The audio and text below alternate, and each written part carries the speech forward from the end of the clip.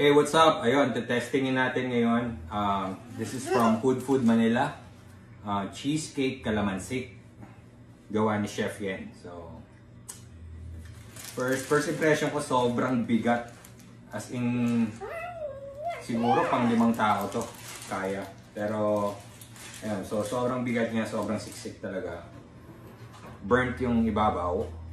So, yan, try na natin. Laki ah.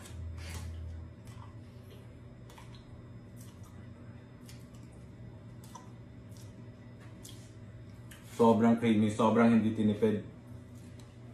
Siksik na siksik yung sangkap.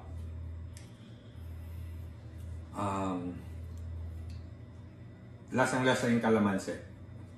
So unique siya, unique taste siya, pero sobrang creamy yung cheese niya. Kaya, isa pa. Approve. Sobrang sarap. Chef Yen. Ang galing. Hanggang 3 days siguro to kasi ang laki. Where are your arms? Can you see? I see your arms. Yung kinain ni Jaya dito ba nila? 580 pesos lang yan. 580 pesos. Sulit na sulit. Burnt calamansi cheesecake.